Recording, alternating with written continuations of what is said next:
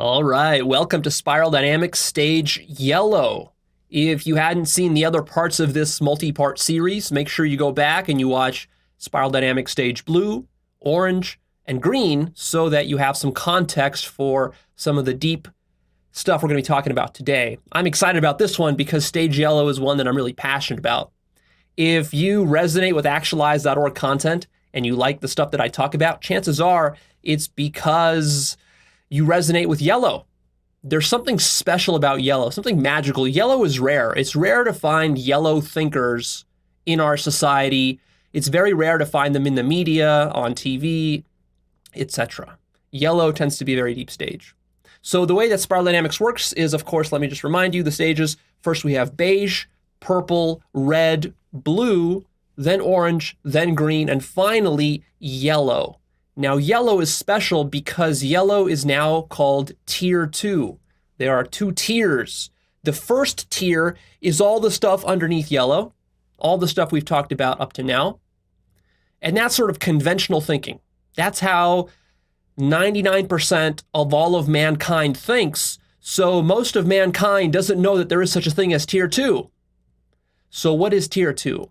Tier 2, Claire Graves described as a quantum leap in one's awareness of reality. It's an awakening to systems thinking and holism, seeing how everything within reality is deeply interconnected in ways that Tier 1 couldn't even imagine. Tier 2 is opening up to awareness of the spiral itself. Now, you don't have to know spiral dynamics to be in Tier 2, but it sure helps. And Tier 2 thinkers look back upon human development. They start to see these natural levels emerging, which is what Spiral Dynamics talks about. Tier 2 is a shift from survival into being. Have you noticed that most of mankind is not really interested in being? They are interested in survival. And of course, this notion of survival means a lot more than just keeping your ass alive. It means all the stuff that normally people do, which is have families and have children and go earn money and buy a house, buy a car and hang out with their friends and all the entertainment. All of that comes under the label of survival. That's what that is. That's not being. Being is something else, which we'll talk about. There's a shift in Tier 2 from needy perception into being perception. I have an older video that talks about this difference between these two different modes of perceiving. Being perception is looking at a thing for what it is, whereas needy perception is when you look at a thing as to how it can serve you. So literally your entire perceptual system is corrupted and distorted by your self-survival agenda. So if you're afraid of having violence done to you, getting abused, being manipulated, being exploited, being cheated, being left broke and unable to pay your bills, these are survival level fears and anxieties and concerns. If you get angry about this sort of stuff and you have trouble just basically managing your survival within life, then that colors how you're able to perceive the world. And basically, you're not able to perceive the world as it is. You perceive the world as it relates to you. So what you need is how you perceive the world. And it turns out the stuff that you don't need, you don't even see. You don't even realize it's there. You overlook it. That's how your ego distorts your entire perceptual system. So with Tier 2, you're moving beyond that. And finally, you can look at the world in what we might say is an objective manner.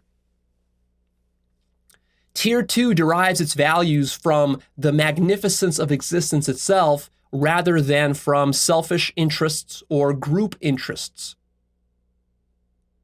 With Tier 2, there's a much wider and deeper perspective of life. You are no longer just concerned about your own petty little problems or how to be successful in life, but you're concerned about the problems of mankind, and even beyond mankind, you're concerned with the problems of existence. Ideas become multidimensional in Tier 2.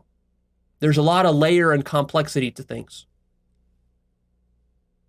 there's now an awareness of one's own perspective. So you see that you're looking at the world from a perspective just like everybody else, and that every perspective is partial, including your own. So you no longer give yourself special excuses and justifications that everyone in Tier 1 was giving. See, the problem with Tier 1 fundamentally is that everyone is looking at the world from their perspective, and they think that that is the truth and that is reality.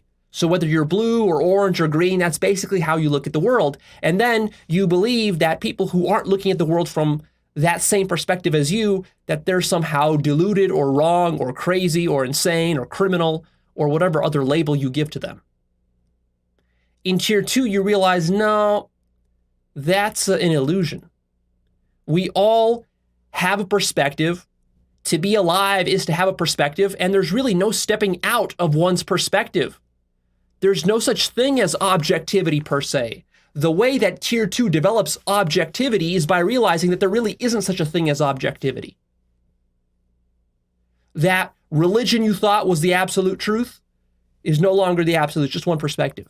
And that scientific model you thought was the absolute truth, that's also no longer the absolute truth in Tier 2. There's a lot more relativity and subjectivity, and perceptions and perspectives become the entire name of the game. In Tier 2, there's a falling away of judgment, criticism, blaming, and scapegoating, which is very common in Tier 1. Fundamentally, that's the biggest problem with Tier 1, because everyone has their own perspective, but they don't realize that it's just a perspective. They end up judging and criticizing and blaming and scapegoating everybody else. And then you have this giant food fight between all the different Tier 1 colors fighting over each other, trying to gain dominance. And Tier 2 is going meta and seeing that whole dynamic and noticing like, oh, I don't have to play that game. I can rise above that. At Tier 2, demonization becomes untenable. Nobody looks like a demon to you anymore. Evil ceases to exist, and it's recognized just to be a selfish illusion. Tier 2 is non-moralistic. In Tier 2, fear is replaced by curiosity and care. And Tier 2 is really what Abraham Maslow talked about as the self-actualizing individual. I have a fairly old episode called Self-Actualization, where I give you a long laundry list of characteristics that I took notes on from Abraham Maslow's work. And it's a really powerful list. And what I'm describing there, and what Maslow is describing, is the self-actualizing individual. And what is that? Well, you can go and look at that video, and it'll tell you all about that. You can also read Maslow's work and study that in depth. But if that concept of self-actualization, all those qualities of a self-actualizing individual, if that resonates with you, and it probably does, because that's what Actualize.org is about, then that's Tier 2. See, there's something different. There's something a little bit more elevated, more transcendent about the self-actualizing individual. He's not like your typical guy who's just worried about work and sex and money and these sorts of things. So that's what we're talking about. So now we're going to get into the juicy stuff of explaining yellow. Now, what I described just now, that wasn't yellow. I was describing Tier 2. So Tier 2 includes yellow, and it also includes turquoise, which we'll be covering next. That was a general description of the difference between Tier 1 and Tier 2. So again, I want to give credit to Claire Graves, Don Beck, and Christopher Cohen for developing the bulk of this model, and many of the examples and information that I'm providing to you in these episodes come directly from them. So what is the essence of yellow then? Yellow we can call systemic, integrative, and multi-perspectival. Yellow takes many perspectives upon reality. That's one of its most defining characteristics. And I was thinking about this in preparing for this talk, and the image that came to mind for explaining this is, several images. One is it's the difference between looking at the world through a spyglass, the way that a pirate looks through the world, or through a telescope, That's looking at the world through one perspective, one lens. That's tier 1. Yellow is now looking at the world through the eye of an insect, one of those compound eyes, or through a camera that uses multiple lenses. There's a camera that came out recently a few years ago that has like 15 lenses in the camera. And each of these lenses is a different lens, it's positioned in a different place, and it's a different size, and it's a different aperture and different settings. And all of them, you take, this camera is a digital camera, of course, so it's going to interpolate, using some kind of digital process, it's going to interpolate all the different 15 or so lenses that are there, and it's going to produce one really high-resolution image. To me, that's the perfect metaphor for what yellow is doing. That's what multi-perspectival means.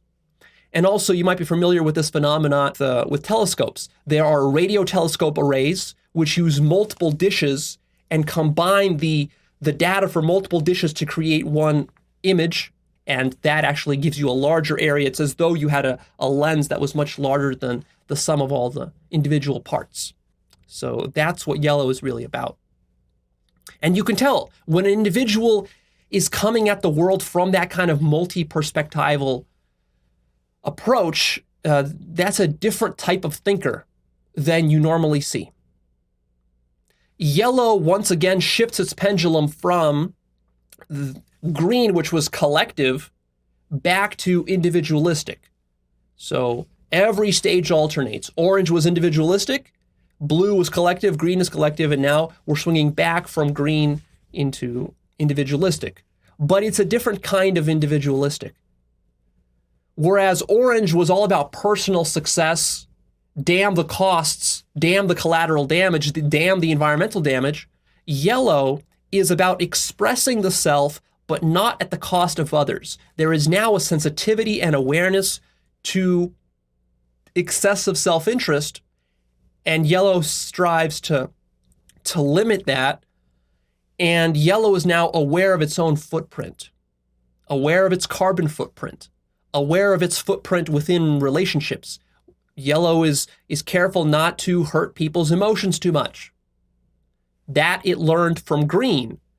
But also, green was a little bit too much of a bleeding heart, so yellow softens that and tempers it and brings it back down to a sort of a nice balance between orange and green, because orange was too excessively selfish and green was perhaps too excessively self-sacrificing. So yellow finds a nice balance between those two.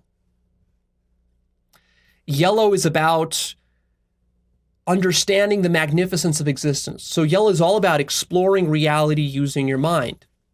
Every perspective is partially true to yellow. There's a kernel of truth to be found in what everybody thinks.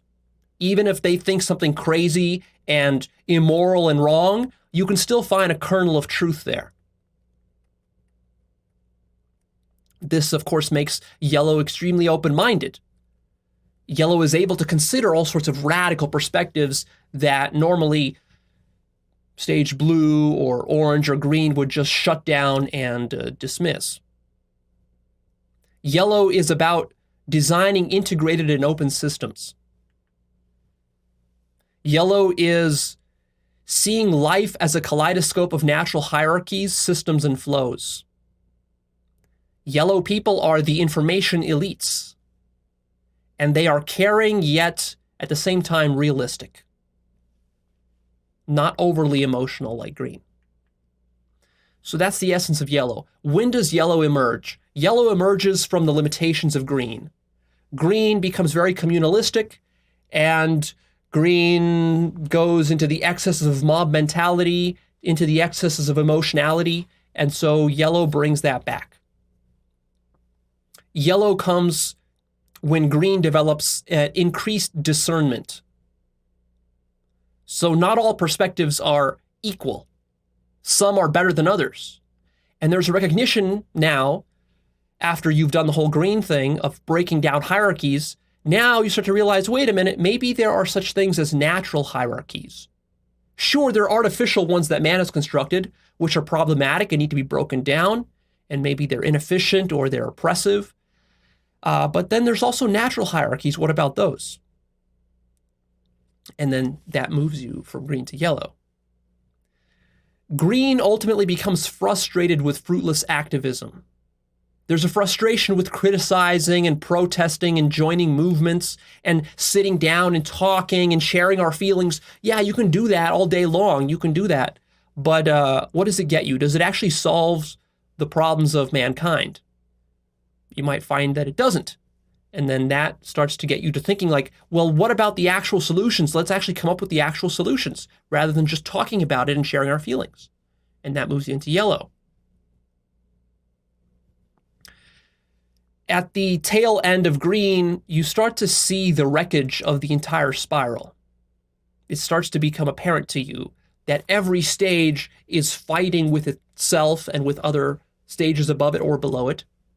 And so Tier 1 is basically contributing to the it's basically endangering and jeopardizing all of mankind. And so as you see this, you realize that you're not going to solve mankind's problems at Tier 1. You need to move to Tier 2. You need to figure out how to get all of these different perspectives to work together in a healthy manner, which then becomes the obsession of yellow. Ideas become more interesting to yellow than community, which is what green was interested in. Yellow becomes really interested in how the other side thinks, rather than just criticizing and judging. And yellow now has an awareness of its own perspective. So you could say that yellow emerges when green becomes self-aware of itself as a perspective, and green realizes, oh yeah, I'm just one out of many perspectives, and no perspective is complete. And even though green was about exploring different perspectives to a certain degree, green was multicultural, and green valued diversity, and green was a bit relativistic, still, yes, green was doing that, but it was still doing it from its own perspective. And if someone wasn't agreeing with green, then green would get pissy about it, get triggered about it, and try to exclude that one. Yellow now starts to see, oh, my own perspective is not special. Green held the position that green's perspective was somehow special and superior to all the other perspectives. Let me give you now a list of yellow values. You're going to resonate with all these if you are in yellow. Yellow values nuance and complexity, open-mindedness, perspectives, of course, novel concepts and points of view. Yellow values generating fresh insights, understanding, systems thinking, nonlinear dynamics, sustainability, and long time horizons. Yellow values going meta. Yellow values big picture understanding versus technical analysis. So orange tends to be very technical with its science, whereas yellow still relies on science, but now it's a more holistic approach. And it's not so much about analysis, but it's also about synthesis, bringing things together. You're not just dissecting everything, you're bringing things together. You're connecting the dots, which yellow loves to do. Yellow is an expert, a master at connecting the dots between things that normally people would think were not related. Yellow values penetrating to the core of an issue, identifying and solving root problems. One of the problems with the lower stages, like orange and green, is that they didn't get to the root of the problems. Yes, green has a problem with excessive capitalism, and yes, orange has a problem with whatever. And usually, though, their solutions are short-term and they're surface level, which is why these problems keep recurring and nothing really gets solved. But yellow now cares about getting to the root.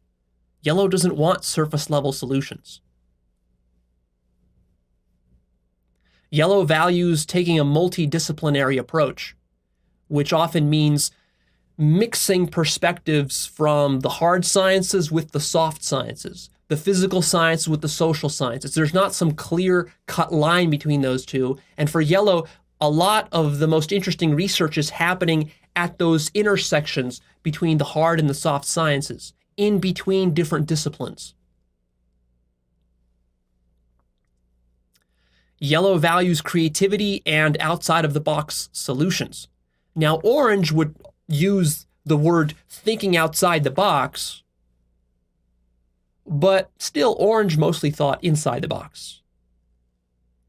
Because orange's box was usually like the corporate box. So in a corporate boardroom, you'll hear them talking about, let's think of it outside the box, guys. But still, they're thinking inside of the corporate box. Yellow now is truly able to think outside the box and find unique and creative solutions to problems. Yellow values ecology, responsible ways of being, studying models and modeling things. Yellow values spiral dynamics, because of course spiral dynamics is a model. One out of many. Yellow values natural hierarchies. Yellow values education, knowledge, research, and reading. And when it comes to reading and knowledge, yellow values diversity. So like really diverse perspectives, looking at how a problem might be solved by some indigenous culture in Australia or in Africa or whatever, that perspective. And then combining that with some hard-nosed scientific perspective from quantum mechanics or from chemistry or from some insight from mathematics. So it's merging all these things together. Yellow values clean content and concentrated information. Yellow is like an information absorber. Any piece of knowledge, any nugget of wisdom, yellow just absorbs it, puts it into his giant database, into his commonplace book. Yellow values lifelong learning, and yellow is proactive about learning. So yellow will teach himself. Yellow's not going to sit around and wait for somebody to explain something to him, and he's not just going to be learning in university when he's inside of a classroom. Yellow is learning all the time. It's a dedication to lifelong learning because there's so much to learn. Yellow knows that if he spends the rest of his life learning every single day, he's not going to learn even 1% of all there is to learn about reality. That's how complex reality is.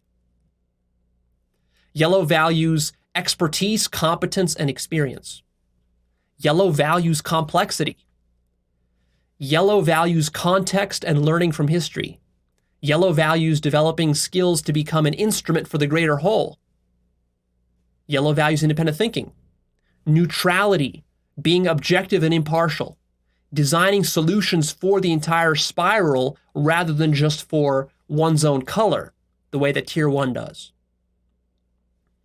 Yellow values meeting people where they're at, building bridges, social engineering, ecological designs, reducing the suffering of living systems, pulling ideas from many different sources, combining different ideas, models, and theories. Yellow is left-brained, where green was sort of a shift to the right-brained. Yellow is now a shift back to the left-brained. Yellow values vision, purpose, and being a visionary. Oftentimes, yellow people are great visionaries. They can see all sorts of things far into the future. Yellow values requisite variety and mental flexibility. Yellow values self-actualization, paradox, uncertainty, responsibility, independence, and autonomy, and being a lone wolf. Because yellow is moving away from the sort of group hive mind that was characteristic of green. Now, let me warn you that it's easy to confuse yellow with orange. So let's help you to distinguish between why yellow is different from orange. These are actually two radically different stages or two different attitudes, really, of understanding life. First of all, yellow is beyond concerns for self-survival, like we talked about, whereas orange is wrapped up in them. Orange is often driven by personal success, the need for money and achievement and recognition and earning prizes and awards. Yellow doesn't care about these things anymore. Yellow is beyond that. Sometimes I hear people say, oh, Leo, you criticize Trump for being an orange and even red type of person, but what if he's really staged yellow? Because after all, Trump is great at manipulating systems, and you, Leo, you say, Yellow is all about systems thinking. So what if Trump is actually yellow, but he's pretending to be orange and he's pretending to be green to manipulate the system? That's yellow, right? No, that's not yellow. That's orange and red. Make sure that you don't confuse manipulation of systems with systems thinking. These are two totally different things. Red and orange is brilliant at manipulating systems. To manipulate a system, you don't need to understand how the system really works. All you need to care about is selfishly exploiting it for your own purposes and agenda, to put yourself at the center or at the top of the system. That's what orange and red is about. That's not what yellow is about. Systems thinking is not about how to manipulate the system to your advantage. Systems thinking is about understanding the system, seeing life and reality as a set of complex systems interacting with each other, and it's about caring about the health of the entire system. It has nothing to do with you. It's not about how you're related to the system. It's just about maintaining the system. You see, like if you're a park ranger or you're some ecologist that's looking at some ecosystem, you care about preserving the ecosystem. You don't care about exploiting the ecosystem for your own benefits to line your own pockets. So this is very different. Trump is the opposite of yellow. He's an anti-systems thinker. He doesn't think in terms of systems. He's impulsive and he doesn't study anything the way that a yellow systems thinker would. If you really want to understand systems thinking, then I recommend you check out my video, Intro to Systems Thinking, which is a long and juicy video that talks about all the intricacies of that.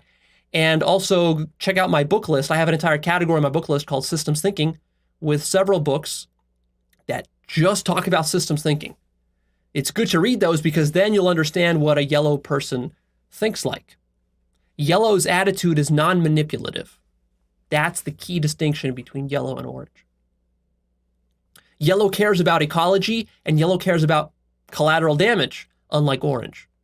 Yellow has a long time horizon and orange has a short time horizon. If an orange Wall Street broker or an orange CEO can manipulate next quarter's profits to be as high as possible, even though that's going to cost the company down the road, 10 years down the road, it's going to destroy the company's infrastructures. But hey, if it gets me higher profits this quarter, that's all that I care about because I'm only going to be CEO of this company for the next 3 years. And if I can just get a consecutive 12 quarters of constantly rising profits, I'm going to earn $100 million in stock options and everyone's going to love me.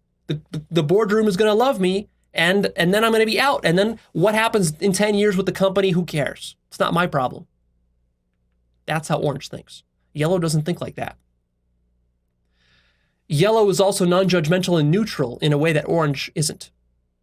Yellow is aware of the entire spiral in a way that orange isn't. And yellow is aware of itself. Orange is not aware of itself. Yellow creates designs that accommodate for the entire spiral, whereas orange schemes and manipulates to put himself at the top of the spiral, at the top of a hierarchy, to gain maximum benefit and profit for himself. Even if it hurts the spiral, orange is not going to care, whereas yellow will care. And yellow will try to avoid actions that will hurt the entire spiral. So there you go. Now let me give you some more in-depth characteristics of yellow. Yellow is non-ideological and yet highly principled. Yellow acts from an interdirected core. Yellow has a strong ethical core, but this ethical core doesn't derive from some religion or some set of commandments or some book, but just his own inner wisdom and his own understanding of life that he has developed by assembling a big picture from many different perspectives. Yellow feels that understanding other worldviews is critical to navigating life. There's some kernel of truth in every worldview for yellow. And so sometimes yellow will study some obscure or arcane or otherwise distasteful worldview that normally a tier 1 individual wouldn't care about, because he's going to pick out that one diamond that's there and add it to his repository of understanding. For yellow, few ideas are sacred. All ideas are subject to revision and upgrade. So yellow is about being inside of an evolving universe and being a reflection of that. So if the universe and the world around you is evolving, if society is evolving, if culture is evolving, then our mind needs to be evolving all the time to reflect that. And so yellow becomes highly flexible, whereas the lower stages are more rigid. For yellow, the world is a complex, self-organizing, natural system that requires integral solutions. Yellow sees the complexity of life. Yellow appreciates just how complex social issues are. Political issues like poverty and healthcare and the economy, all of these are very complex, nuanced issues. There are no simple black and white answers to solve these. Which is why you require making lots of fine, nuanced distinctions, in yellow's opinion. And you require lots of knowledge, because you need to do lots of research on every single topic which you wish to somehow redesign so that it works better. Yellow introduces lots of ideas and connections and complexity. So if you bring a yellow person into your team, in your business or in your company or whatever, they're going to bring in all sorts of these complicated ideas. They're going to complicate your situation. Yellow has an overarching view of living systems. Yellow takes effective action to support the whole. Yellow integrates science, religion, and personal development. Yellow doesn't really care what others think about him. What others think about you is not critical, it's only interesting to yellow. To yellow, nothing is evil or purely negative. There's a higher wisdom to even the bad stuff in life that yellow will look out for. To yellow, every system has value, but that doesn't mean that every system is equal or every perspective is equal in the sort of sense of false equivalency, which was a problem for green. Certain perspectives are just downright wrong and very unhealthy, and yellow will recognize that. But even so, there might be some little kernel of truth there that he'll still pluck out. Lessons to be learned. From mankind's greatest atrocities, there are lessons to be learned. For yellow, everything is constantly evolving and changing. And yellow has given up clinging to tradition or the old status quo ways that we used to do things. Yellow believes in being adaptable, adapting to your environment. That's how you survive. Otherwise, you destroy yourself or you go extinct. Yellow sees deep common threads everywhere. Yellow is able to hold two contradictory perspectives at the same time, which most of the other stages are not able to do. That just doesn't compute for them. For yellow, it's not a problem. Yellow has a greater degree of behavioral freedom than other stages. Yellow is very adaptable. Yellow believes in flexibly flowing with changing conditions. Yellow sees a need to develop natural living environments that support human evolution. Yellow has an overarching vision about a system and then determines what the system needs to grow and to blossom. So if you think of systems as plants, then yellow is the gardener. And a system, what is a system? A system could be something like an education system, a university, or some ecosystem like a national park, or it could be some political party, it could be the government, it could be a religious organization. There's all sorts of these systems. Basically, every social institution is a system, and many natural biological things are systems as well. Yellow moves freely between different value systems. Yellow can kind of jump in and out. Yellow believes in acupunctural interventions, which means taking a small action to make a big impact. Yellow is all about finding those high leverage points. Yellow is aware of self-bias and self-deception in a way that the lower stages were not. Yellow looks beyond merely human-oriented interests. There are larger concerns there, global concerns, universal concerns. Yellow has a large vision about the future for humanity, and yellow can have a lot of revolutionary and visionary ideas. To actualize those ideas, yellow tends to have an enormous drive and focus. Yellow recognizes the importance of consciousness and spirituality, although yellow is not yet fully immersed in true spirituality. Yellow is still operating on the level of mind and intellect and analysis. So true spirituality will begin to flourish at the tail end of yellow and into turquoise. Yellow sees the limitations of reductionism, pragmatism, behaviorism, logical positivism, rationalism, materialism, and libertarianism. All of these sorts of isms, these rational scientific isms, which orange was really hot on because orange was developing these as an antidote to blue fundamentalist religion. Yellow sees that these isms of science and of secularism, that these isms are also limited, and they're also not completely true. Yellow is able to be curious without judging and keeps asking questions. For yellow, there's a constant flow of new ideas and ways of thinking. Yellow understands how everything is connected and works together. Yellow is good at distinguishing between the essential and the ancillary. And yellow is always keeping an eye on the big picture because that's what matters, not the technical minutia. Yellow loves learning and is a quick learner. Yellow is able to get in there, study, research a thing, and then learn how it works. Yellow is open to learning from any source. Yellow has an attitude of open questioning and discovery. For yellow, every experience is a learning opportunity. Yellow has strongly humanistic and inclusive values.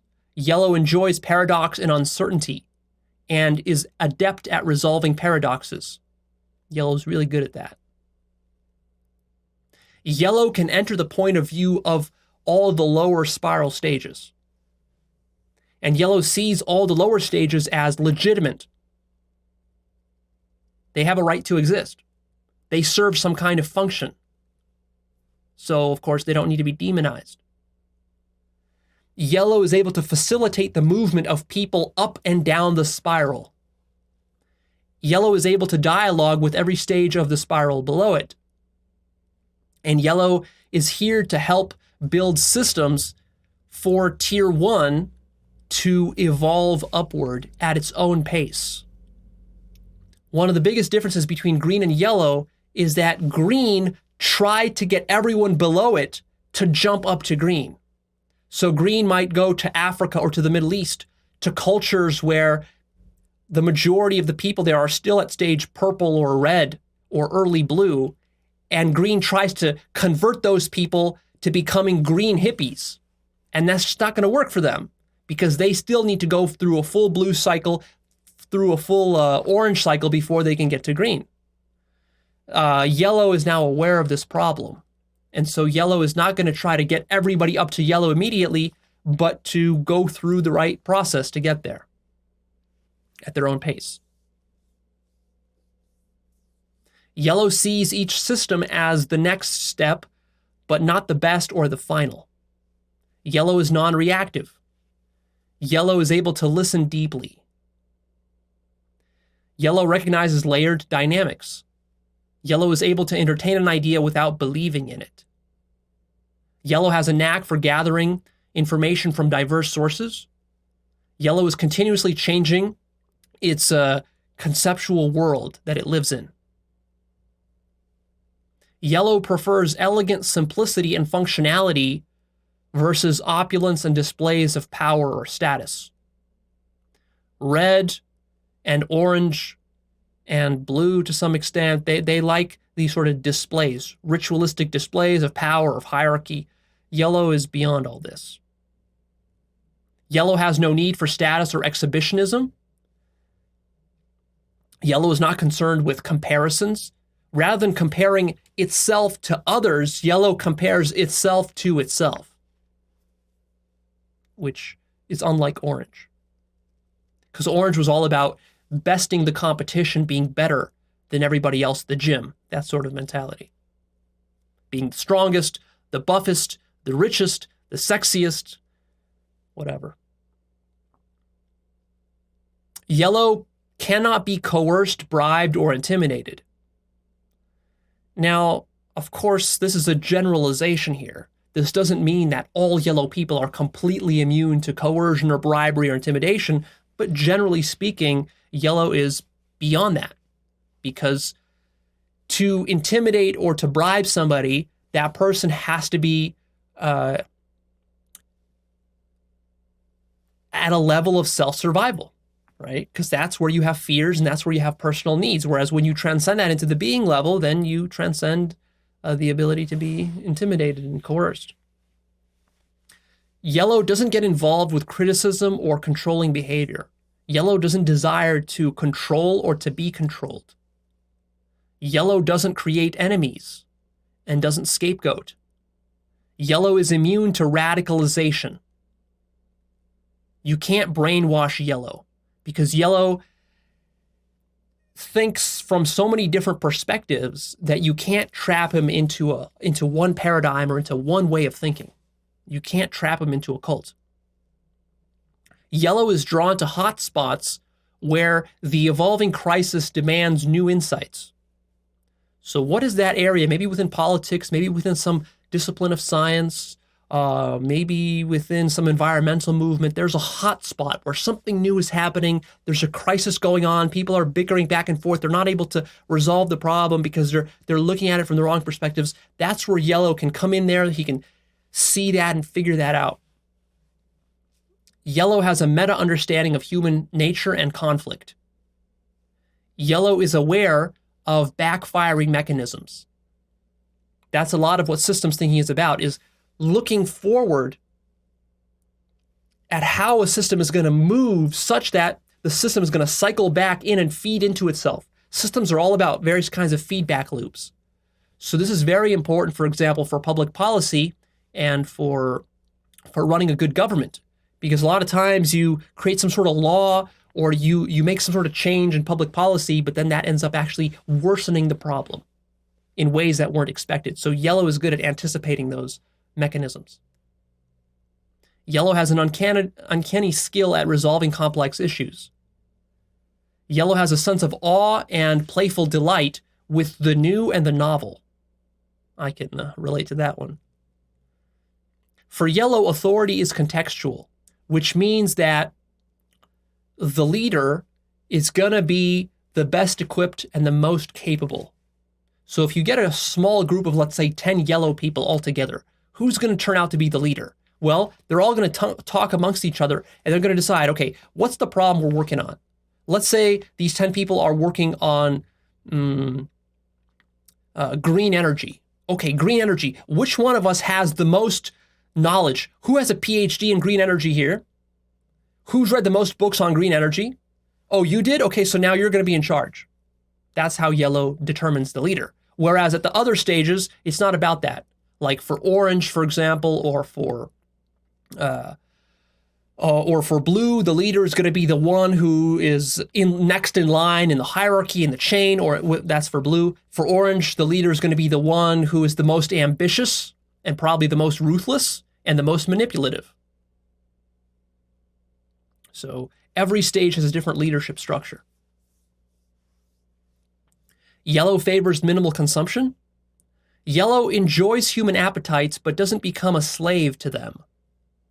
Yellow can be gentle or ruthless, conformist or nonconformist. It's hard to pin yellow down because yellow is kind of slippery and a bit of a chameleon.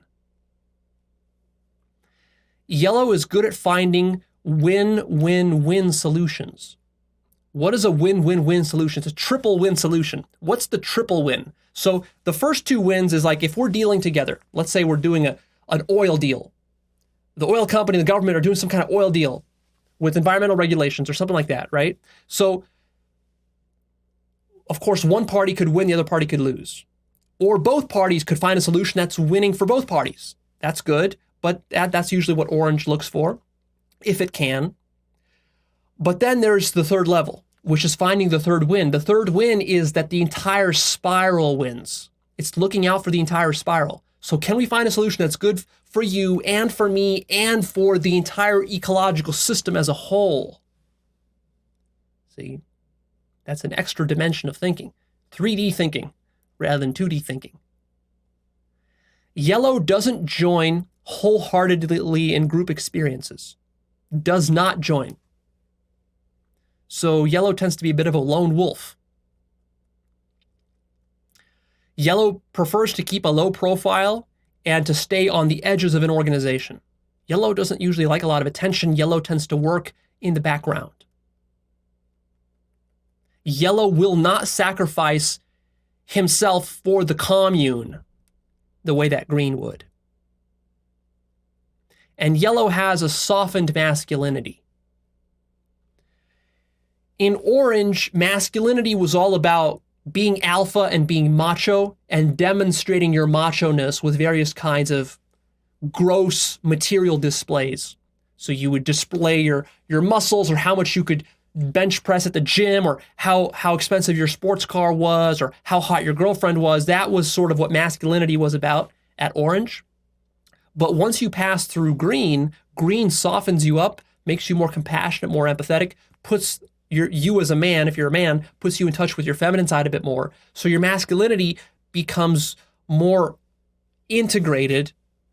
And at yellow, you can be masculine, still have a feminine side, and that only heightens your masculinity. Women, of course, love this because women actually don't like jerks who are just flaunting their masculinity around. They only like that in the short term. They don't like that in the long term. And so really, this is the best of both worlds. Orange, you might say, is a sort of juvenile, immature masculinity, whereas yellow is a more mature, softened masculinity, and that's just the right balance that you should be looking for as a man. So let's go into some examples of yellow, people and various domains and things that are yellow. So first, what I have for you is Abraham Maslow. He's a really good example of a stage yellow thinker. Another great example that I love is Eben Pagan. Eben Pagan, he's not a very well-known self-help guru and personal development guru and sort of business marketing guru, but he has some amazing courses and he does some amazing workshops. I don't know if he still does them, but he used to. And he's just like the perfect example of what a stage yellow person is like. He's very neutral. He's very balanced and fair. He's able to think at and look at the world from multiple perspectives, from the scientific perspective, from the business perspective, from the emotional, artistic perspective, kind of blend it all together, and there's just perfect mix. Noam Chomsky, I mentioned him in the green episode about how he's an example of green. And he is because he has a lot of liberal, progressive sort of ideas, but also he's beyond green. Because also what I notice in Noam Chomsky, which I find so remarkable and beautiful, is that he's able to be very neutral. Now, of course, if you're a right-winger or you're conservative, you're saying to yourself, Leo, what are you smoking? How can Noam Chomsky be neutral when he's so progressive and he has all these radical socialist ideas? Well, you have to understand what neutrality really is. Neutrality doesn't mean that you take the middle ground between all perspectives. So if you have one person in a debate arguing against slavery and one person arguing for slavery, neutrality doesn't mean that you just say, oh, okay, yeah, we'll just go with something in the middle. That's not true neutrality. True neutrality is about being very careful to step outside of your own self-biases, your own egoic agenda, and looking at the situation and deciding what the real facts are based on a sort of a unbiased look. And sometimes what that means is that you'll side with one side. It doesn't mean that you'll go down the middle on every issue. So what Noam Chomsky is good at, he's good at looking, for example, at American foreign policy and seeing how selfish it is, which of course disturbs a lot of stage orange and stage blue people who are Americans, because you tend to be blind to the selfish policies, foreign policy of your own country. But Noam Chomsky is good at kind of stepping outside of that. So he's a real good thinker to model in terms of that. Whether you agree with his political ideas or not, that's a separate issue. What I'm talking about here is a sort of attitude. It's an attitude of looking at the world from outside of your own perspective and gathering information from lots and lots of diverse sources. This is something that stage blue and orange just cannot really do. Other examples, Fritjof Capra is a really great example of a systems thinker. He has a lot of books that he's written specifically about systems thinking. Carl Sagan, quantum mechanics as a field, and the fathers of quantum mechanics like David Bohm, Albert Einstein, Niels Bohr, Erwin Schrödinger, Arthur Eddington, Richard Feynman, Freeman Dyson, John Archibald Wheeler, all of these people and others like them, these tended to be the most cutting-edge scientists. And actually, many of these people were even beyond yellow. They were at the highest end of yellow, starting to peak into turquoise, which is why many of them became mystics, or at least they studied mysticism, and they were very open and ultimately favorable to mysticism. And if you want to know more about that, then go check out my episode about quantum mechanics, the two-part series. In part 2 is where I give you a lot of quotes from them, which shows the evidence of how receptive they were to the mystical perspective. And they were able to find a really good balance between the science, the cutting-edge science of quantum mechanics 100 years ago that was being developed, and mysticism and spirituality. Other examples, Paul Feyerabend, Kurt Gödel, Obama, President Obama. Now, again, if you're a conservative or right-wing, you're going to have a problem with this because it seems like I'm putting Obama so high. It's like, Leo, no, Obama wasn't that high. And you might even criticize me from the left here by saying that, no, Leo, how could you say Obama was yellow when in fact he sold out to the capitalists and to the corporate Democrats? Look, I don't want to make this a political discussion. We're talking about something way beyond politics. We're talking about attitude. If you look at interviews with Obama, look at how he talks, look at how he analyzes issues. He's a very complex thinker. He thinks in terms of systems. He thinks in terms of ecology. I'm not just talking about the environment. Ecology is more than just saving trees or saving the rainforests. Ecology, everything in government should really be about ecology. It's about how do you create systems that sustain themselves, that don't ultimately end up cannibalizing or backfiring. Now, of course, I don't know Obama personally. I don't know the intricacies and the details of how he thinks, but just the idea I get by looking at interviews with him is that he's a yellow type of thinker. Now, you have to understand, though, just because you have a yellow thinker doesn't mean you put this guy in office and all of a sudden he solves all of our problems. That's not how it works at all. Because when you take a yellow person and you put him into a giant bureaucracy, which is predominantly blue and orange, and is completely corrupted by lobbying and corporate interests and religious interests and all sorts of other things, then you have almost no chance of success in that kind of situation, which is what Obama ran into. He was obstructed and really he was ahead of his time. Right now, America is not ready for a yellow president. America needs a green president first before it can get a yellow president. Even a green president is going to be problematic because the right wing is going to resist him so much. And that's fine. That's just where we're at. That's okay.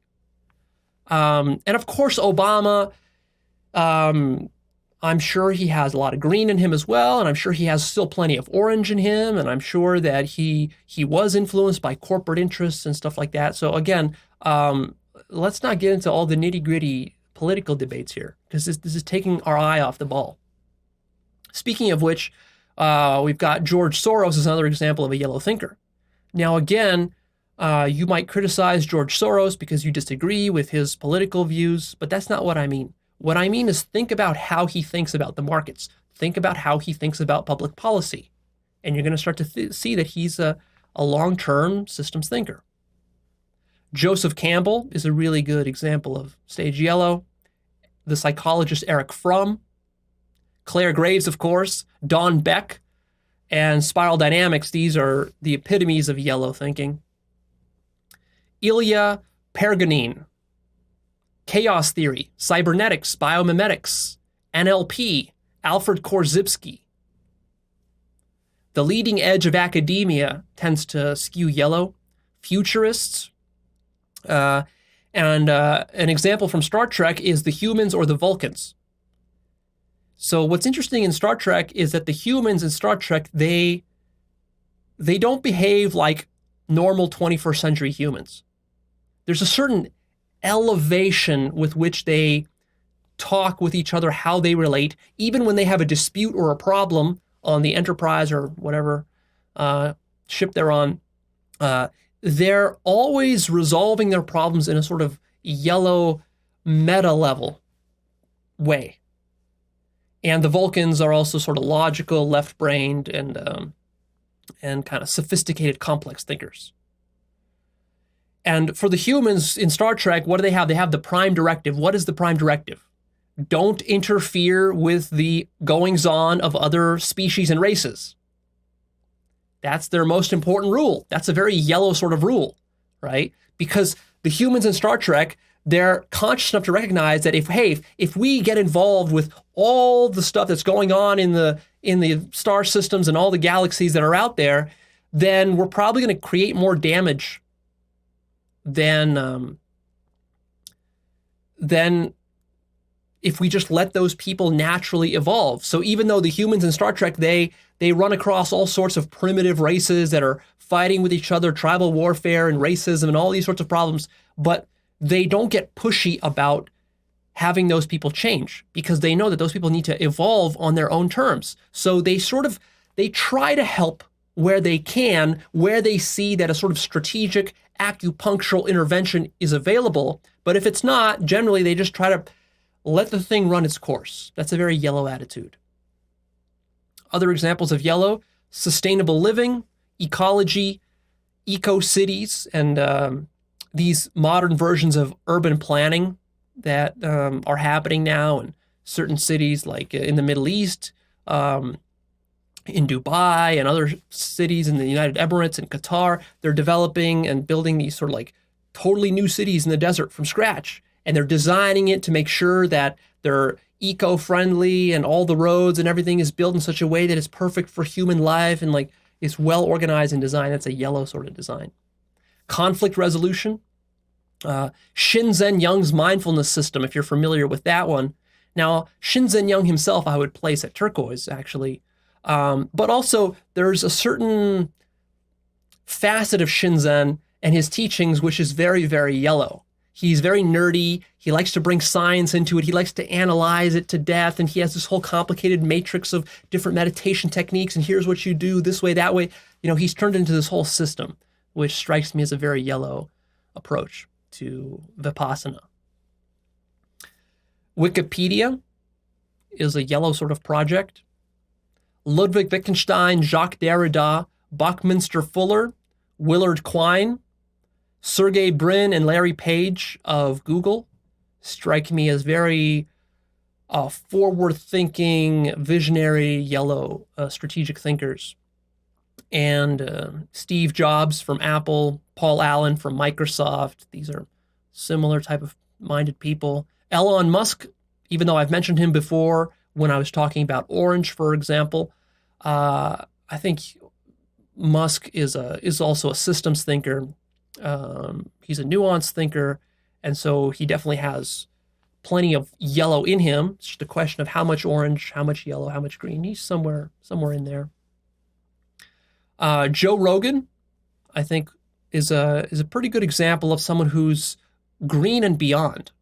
It's interesting because Joe Rogan has a lot of fans who follow him who are in the blue/orange because Rogan has a sort of macho appearance and also sort of talks about macho topics sometimes. He's a comedian, so he's very easy to relate to, and just people find him interesting and kind of charismatic. But what I think a lot of viewers miss is how evolved Rogan is. Rogan is into psychedelics. Rogan is into spirituality. Rogan is into looking at reality from all sorts of perspectives. That's why he's very open-minded. He's able to listen to people talking about this politics and this technology and this science and that history and this archaeology and just like everything, just like this smorgasbord of stuff. And he's able to maintain his sort of neutrality on all that stuff, which is really remarkable. That's not easy to do. Not easy to do in a position like he has. He could easily just have become an ideologue like Alex Jones, but he's not, because he's more evolved than that. Whether that's because he's taken so much psychedelics and weed and all this sort of stuff, edibles, 5-MeO, I don't know what it's from, but it's great. Sometimes people think, oh, but he's so macho and all this. Yeah, he's macho, but at the same time, look, like he hunts his own meat. So even though he's not a vegan, he himself has said that he's so disgusted, for example, with factory farming of animals, that if he didn't hunt his own meat, he would be a vegan.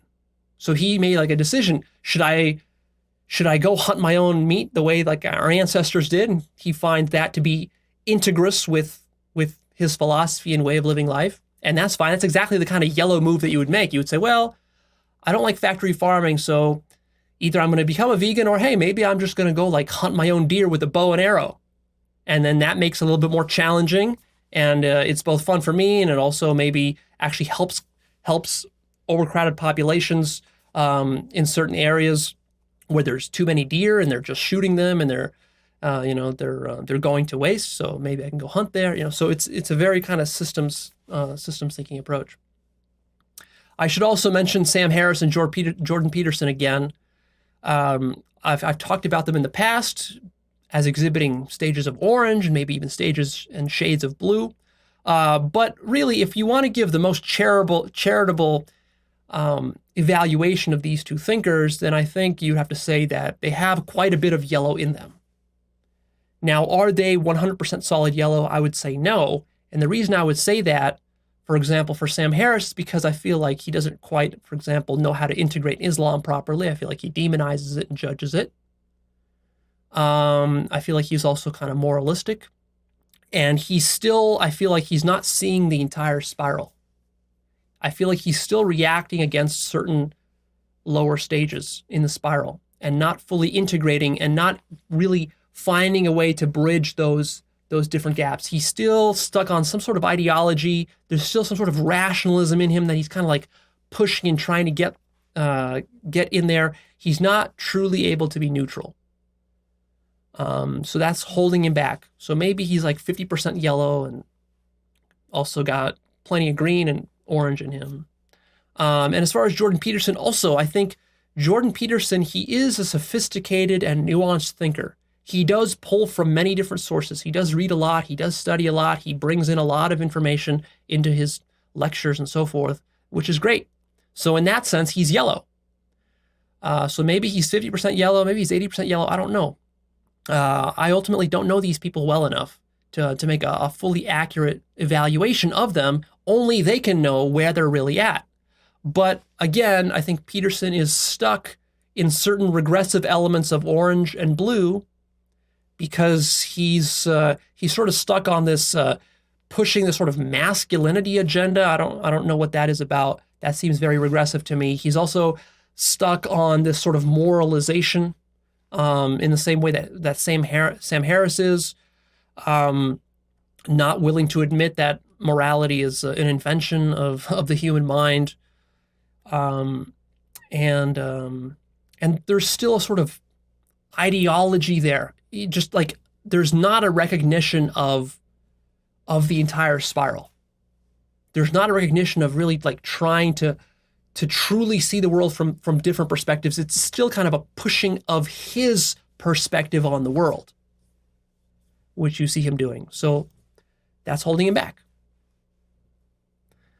Now, again, I'm giving you lots of examples of people in every one of these spiral episodes that I do. And the reason I do that is because I think that it helps you to see how practical spiral dynamics is and how you can actually apply it in your own life.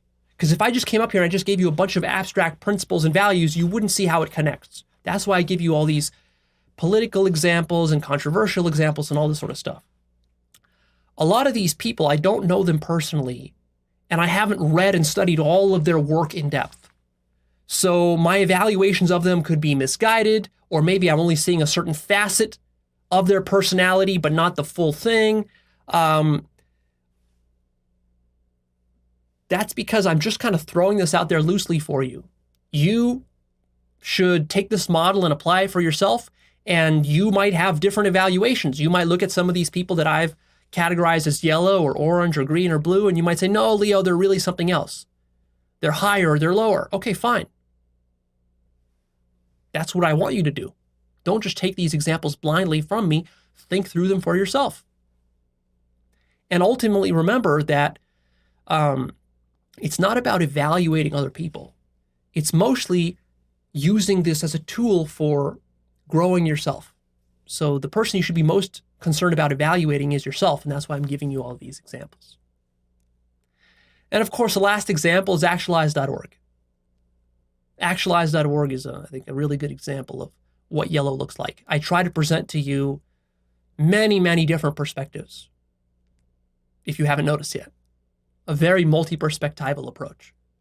I can talk to you about insights from Christianity, from Zen, from Buddhism, from yoga, from Tantra, from Judaism, from Islam, from science, from quantum mechanics, from evolutionary theory, from mathematics, from logic, from psychology, from business, from stuff I learned from pickup and stuff I learned from online marketing and video games. Like all of it comes together into this giant melting pot.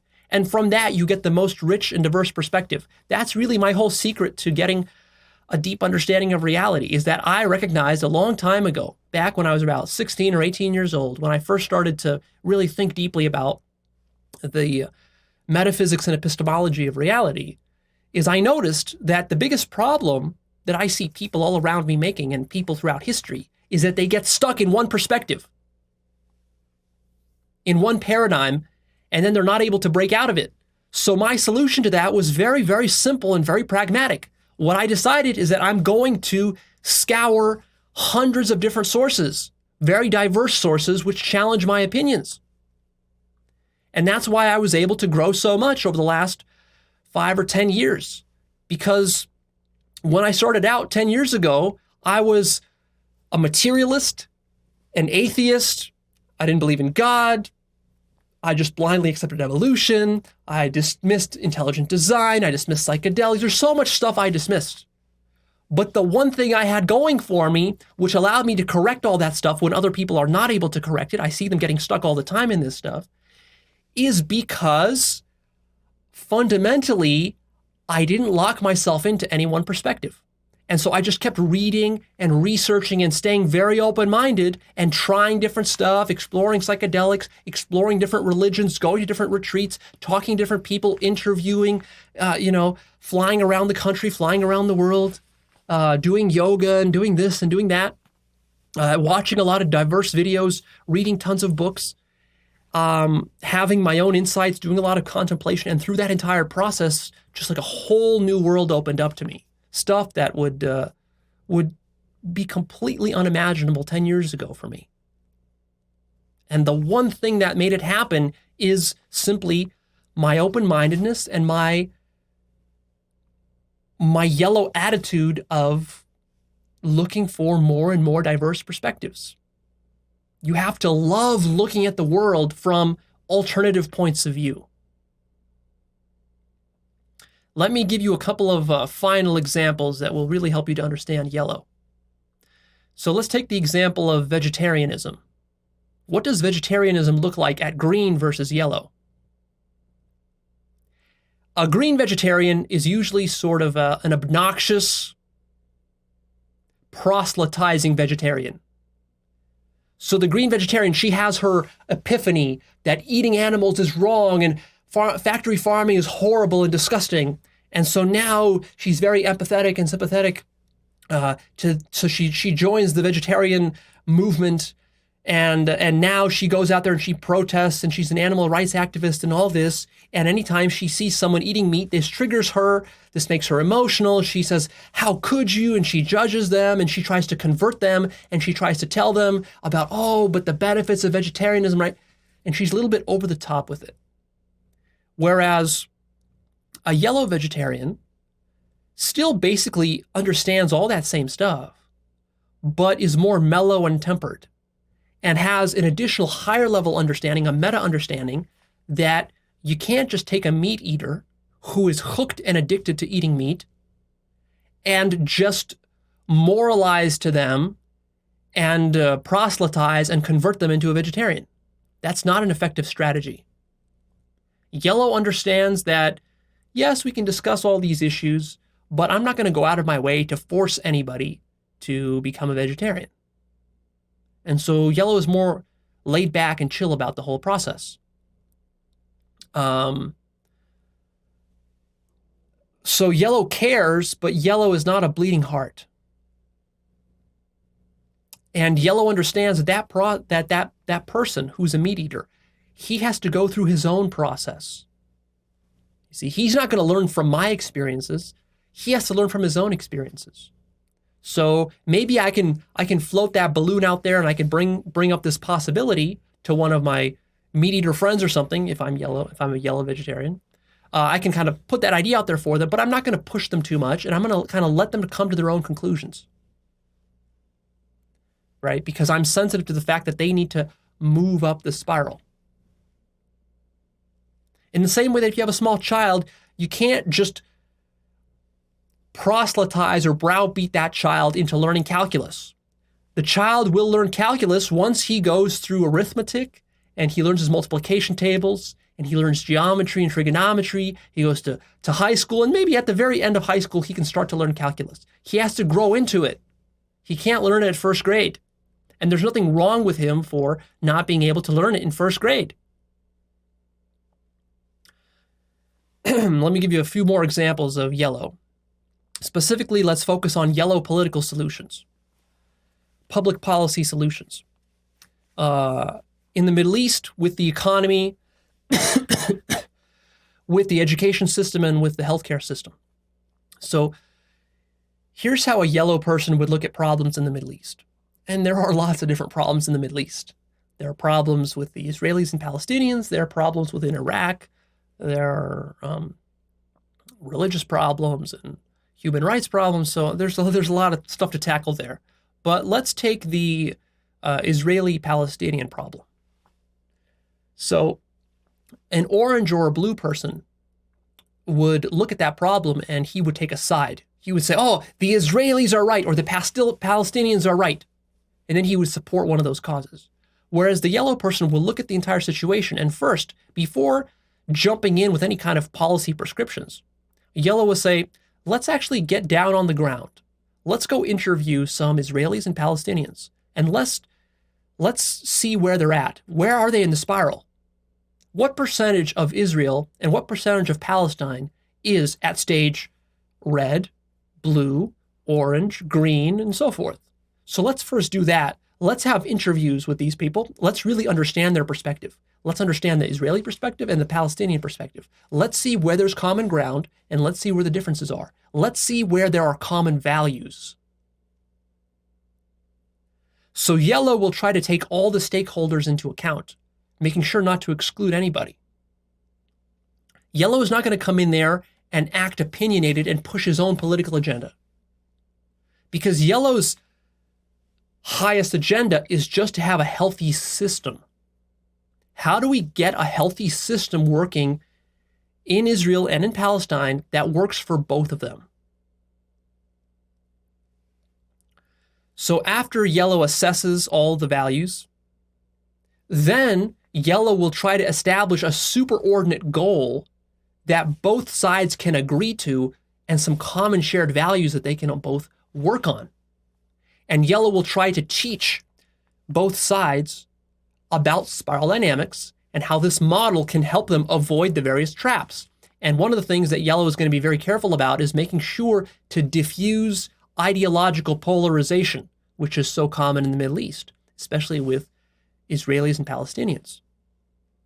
And if you think that what I'm describing here is some pipe dream that only works in a textbook, you're very wrong, because actually Don Beck, the developer of spiral dynamics, and people that he's worked with and students that have studied under him, they have actually done this exact process that I'm describing with the Israelis and the Palestinians.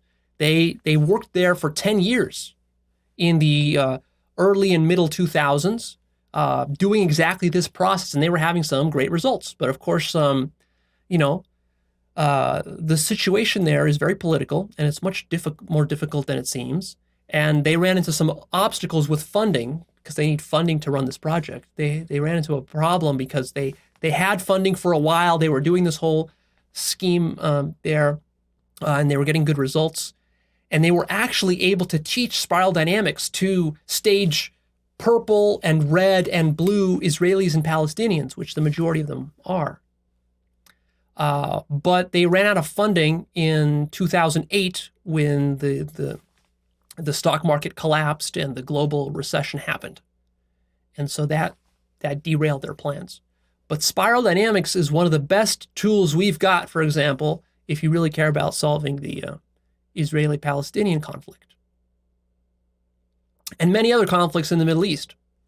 So it's a very powerful system. I'm actually going to add a book to my book list in the future that describes how spiral dynamics, for example, applies specifically to Middle East problems, and also add a book about how spiral dynamics applies to economic problems here in the United States. Speaking of which, let's talk a little bit about how a yellow person would look at the economy. The problem with economy is that most economists and politicians have strong opinions about how the economy should be. And so basically they're ideologues. They're either staunch capitalists, the Milton Friedmans of the world, or staunch libertarians, or the sort of Ayn Randians, or they are like the socialists and the communists and whatever else, the progressives, right? So people take sides, and the difference between doing all that and a tier 2 approach, a stage yellow approach, is that a stage yellow person, again, would come in there and say, okay, what are the systemic problems in our economy? Who are all the stakeholders? The people at Wall Street, what's their value system? What level are they at? What are their fears? What are their concerns? And what about our, the religious right in this country? What are their concerns? What are their values? What are their opinions on the economy? And what's the average person's opinions in New York or in California about the economy? And what are the different value systems? And what is actually causing these recessions and problems that we have in the economy, or the sort of capitalistic exploitation, cannibalism that we start to see? What's causing this? And so he will actually do studies, do research, not just take ideological positions, but actually do the study, do the science, figure that out, and then come up with systemic solutions for that. See? But in order to do that, notice how neutral and objective you have to be. You have to not be biased, and you have to not be ideological. You could imagine a similar type of approach with the education system. Again, with the education system, people become ideological. They say, well, I'm for public schools. And the other person will say, no, I'm for private schools. And then they'll have some sort of debate about this. This doesn't solve anything. A yellow person would look at the systemic issues within our education system. Actually take a look. Where are the problems? What solutions have we tried in the past that haven't worked? Let's go to different corners of the world and analyze different systems that they have and find the best system, maybe in Europe, maybe in Asia, maybe in Australia. Where do they have the best test scores? Maybe in Scandinavia. Let's go find those. Let's see what they're doing right. Let's try to integrate that into our system. And then what would be the obstacles? How do we make sure that all the stakeholders are satisfied here? Not just so that we're jamming our own ideological position down someone's throat. And of course, the same thing with the healthcare system. So there you start to see just how practical spiral dynamics can be, and that if you really care about solving these problems, notice that these problems, like in the Middle East, the economy, the education problem, the healthcare problem, these are intractable sort of problems. These are problems that have existed for probably 50 or 100 years, or maybe even more. And no matter how much we try, whether Republicans come into power, Democrats come into power, whatever, we're not able to solve them, which tells you there's a deeper systemic issue. We're not getting to the root of it. So yellow would actually focus on doing that. Now, of course, that doesn't mean that yellow would succeed in every situation. Yellow isn't flawless. But you can see that this is a much more intelligent approach. All right, let's take a quick intermission. Don't go anywhere because I'll be right back. All right, let's talk about how to know if you are really yellow. I think that there can be quite a few people who are starting to shift into yellow, but they're not quite solid yellow. And as I was studying yellow in a lot of depth in preparation for this episode, I really started to become aware of certain areas where I still have more growing to do to really become solid in yellow. And so I came up with, just for myself, some pointers to test myself to see, am I really solid yellow or am I still regressing back into the first tier? So I think this is important to cover. So here's how you know. This, and I cannot stress this enough, are you non-judgmental? This, I think, is perhaps the most important quality of being solid yellow. And this one is really tricky because it's difficult to give up your judgmentality. It's just something you've been doing your whole life. It's something that you see in the news. It's something you see all your friends doing all around you. It's been done, and your family has been doing it. So this is one of those things that's very counterintuitive, to surrender all of your judgments, because your ego is telling you, no, I got to keep judging, Leo. If I stop judging, then all of this bad stuff will happen to me. Which, of course, is just a trick. That's not true at all. To really get to the highest levels in life, you have to stop judging. Have you stopped demonizing people? Have you stopped debating and arguing with people? This is completely pointless as a distraction. Have you stopped moralizing and blaming and scapegoating? Have you stopped crusading? This point about crusading is very important. Tier 1 people go on intellectual, ideological crusades. I'm not talking about physical, violent crusades. Most of us are way beyond that. At least I hope you are. But many of us still get trapped in ideological crusades, where we go on rants against people, and we have our favorite enemy, whether it's the right or the left, or it's the progressives, or it's the neo-Nazis and the alt-righters, or whatever it is. You got some sort of ideological bug up your ass. And that's driving you. That's preventing you from becoming solid yellow. Let it go. And that's hard for some people to do, because people build an entire career out of crusading against something. So that's very tricky. So make sure that you don't corner yourself into a career where you have to do crusading in order to pay your bills. Because if you paint yourself into that corner, then guess what? You're going to justify your crusading, and you're probably going to keep doing it because it's paying your bills. And what else are you going to do? Watch out for that. Also, are you able to be impartial? Like really impartial? Really be able to step outside of your own agenda? That's so important for yellow. Can you see the world through the lower stages?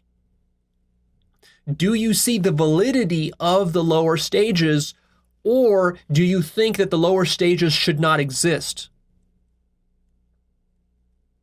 That's a key differentiator between Tier 1 and Tier 2. Do you see that every perspective is partially true? There's something you can learn from every perspective. I don't care how vile it is. I don't care how ridiculous it seems. There's something there you can learn if you can just let your own agenda go, actually step into the shoes of the other person, see the world from their perspective, and there was something you will learn from that. Now, I'm not saying that you should go become a Nazi.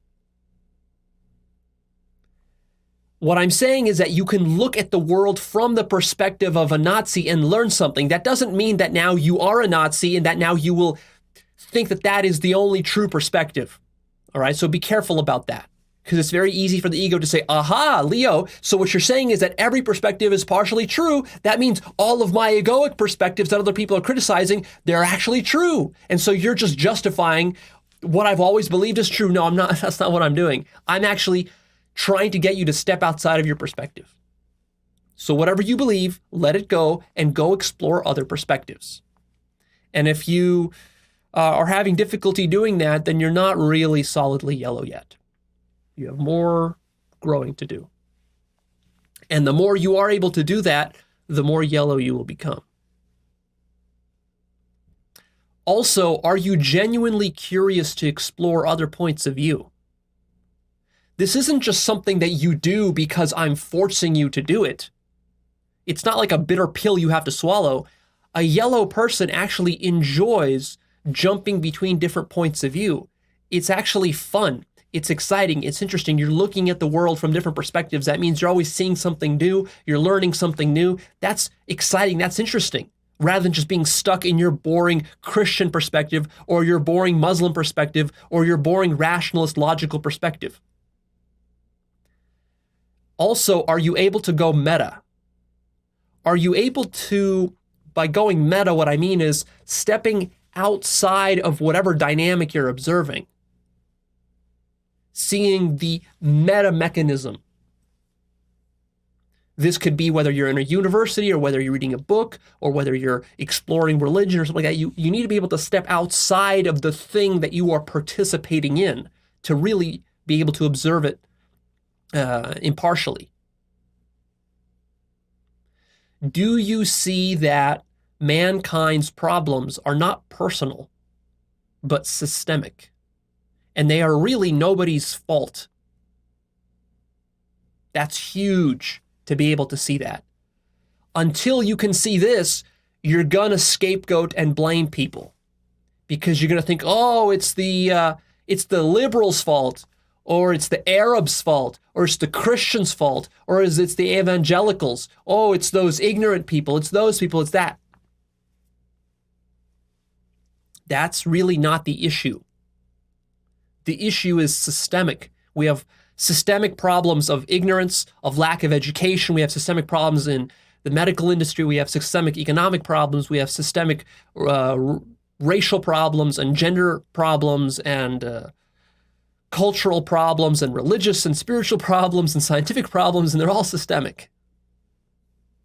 So if we want to solve them, we need to, first of all, acknowledge that, stop blaming people, and then we can get serious about understanding the system, studying the system, right? Because when you take an issue personally, when you think that the Israeli-Palestinian problem is a personal problem because of those ugly Palestinians or those ugly Israelis, you're not getting anywhere. That doesn't lead to any serious solutions. And it's not really true that that problem exists because one or the other side is ugly or bad or evil. There's a systemic issue there that you haven't recognized yet. Here are some common sayings from a stage yellow perspective. We cannot solve our problems with the same level of thinking that we use to create them. The map is not the territory. Every perspective is part true and part false. Wisdom is knowing what you don't know. Perspective is everything. The better the model, the bigger the problem. New times require new thinking. Different strokes for different folks. It takes all kinds. That last one is important. What that means, it takes all kinds, is that when you're a systems thinker, you understand that not everyone in the world can be nor should be exactly like you. And in fact, if the world was that way, then it would be a terrible problem. It would be a terrible problem if every human being was a Christian or a Muslim or an atheist or a libertarian or a Marxist or whatever else. That would be a terrible problem. the world requires specialization. The world is like a giant ant colony, and in an ant colony, you have your worker ants, you have your warrior ants, you have your breeding ants, you have other kinds of ants, and they all work together. They all specialize in different things, different kinds, and they all balance out in the end, but there are these interesting asymmetries which lead to the smooth functioning of this entire ant colony. So you got to start to see mankind in that way. And when you see human societies that way, then you stop trying to proselytize everybody to be just like you, to think just like you, to believe just like you, to have exactly your perspective. So that's a good little tip there for becoming more yellow. What triggers yellow? Well, what's interesting is that there's a difference now between Tier 1 and Tier 2 in how Tier 2 gets triggered. Tier 2 is not easy to trigger. But of course, yellow is not perfect, so it does still get triggered, but usually it'll take more to trigger yellow, and yellow will not get triggered in nearly as severe and emotional ways as the Tier 1 colors will. So in a nutshell, what triggers yellow is the blindness and the infighting of Tier 1. Because yellow has this amazing vision for how mankind could be if we could just all get together, stop fighting, stop scapegoating each other, and really wake up to what's going on, wake up to all the systemic dynamics. But of course, even though yellow understands all that, yellow also understands that Tier 1 hasn't gotten there yet, but sometimes yellow can forget that and can get frustrated nonetheless. So at Tier 2, maybe it's not so much about getting triggered, it's more about being frustrated with the lack of progress or the lack of awareness that exists all around the world. As a stage yellow, you're going to be pretty lonely. You're going to be less than 1% of the entire population. So it's going to be hard for you to find like-minded individuals, although you can, so don't turn that into a limiting belief. But generally, you're not going to be understood by the average person on the street. And your views are not going to be represented in the media, in politics, on online forums, in magazines, and so forth. So you got to be ready for that. What else triggers yellow? Black and white thinking. Because yellow is the exact opposite. That yellow is a nuanced thinker. Non-systemic thinking. People who think too short-term. Yellow can be triggered by excessive rationalism, reductionism, and scientism. People who turn science into a religion or a dogma. And of course, yellow is frustrated with all kinds of dogmatic and ideological people, of which there are plenty of on all sides, including in universities and in churches and in different countries. Everywhere you find ideological people. Yellow is frustrated by conformity and groupthink. Yellow is frustrated by polarization, demonization, and radicals. One of the biggest problems for yellow is radicals, because every group tends to have its radical elements, whether it's the left or the right, or the Muslims, or the Israelis, or whoever else. There's going to be a small core of radicals. These are the ideologues, usually stage blue, maybe stage orange or so, or stage green sometimes. These are the radicals, and they will try to radicalize the average members of the group who are not radicals and turn them radical, such that the radicals now have this crusade, because the radicals are on a crusade. And so what this antagonizes both sides, and nothing can get resolved in this situation. So one of the biggest enemies for yellow is these radicals. And they can frustrate yellow because these radicals will spoil yellow's plans. And in fact, what the radicals will do is the radicals, of course, will demonize yellow and call yellow a radical. Because that's what radicals do. They just project onto everybody else. Of course, yellow is not a radical, but when you're a blue or orange or a green radical, you can't see that. And in fact, the radicals will criticize yellow and say, oh, yellow is too neutral. Yellow isn't passionate enough. Yellow is just trying to take the middle road everywhere. And that's not actually true, but from the radicals' perspective, that's how it can look. What else frustrates yellow is people who don't understand spiral dynamics. That can be very frustrating. Spiral dynamics is a pretty complicated system. It takes a long time to explain it, a long time to really learn it. And so once you do have spiral dynamics in your tool belt and you use that as a lens to look at the world, you can see so many problems that are just so obvious, and you can see all the solutions from within spiral dynamics. But of course, nobody else out there knows spiral dynamics the way that you do. And so they are going to be blind to the obvious things that you see. And actually, they're going to be in denial about it too. Because tier 1 is generally in denial about spiral dynamics. Yellow is triggered by consumerism and profiteering. Religion can trigger yellow.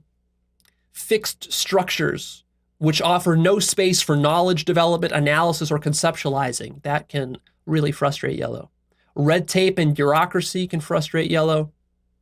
Working in groups can be frustrating for yellow because yellow is a visionary. Yellow kind of just like gets down to the nitty gritty, does the research, kind of gets his hands dirty and figures stuff out. Whereas in a group, usually people are waffling and they're just talking and wasting time, and that can frustrate yellow.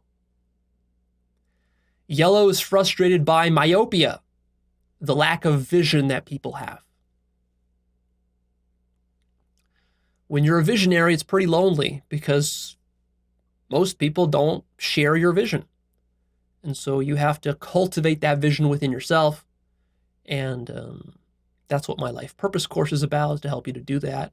And I feel like a lot of the content that I release is really about helping you to kind of cultivate your own vision for yourself, whether it's for your own enlightenment, your own awakening, your own development, or for some impact you want to have in the world, your life purpose, and then kind of push that through, despite the fact that the world around you is not going to be supportive of those efforts, generally speaking.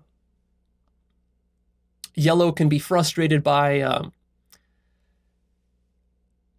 how most people are focused on short-term petty human issues rather than the higher issues of, I would call these the spiritual issues, the metaphysical issues, the existential issues, the global issues that face mankind.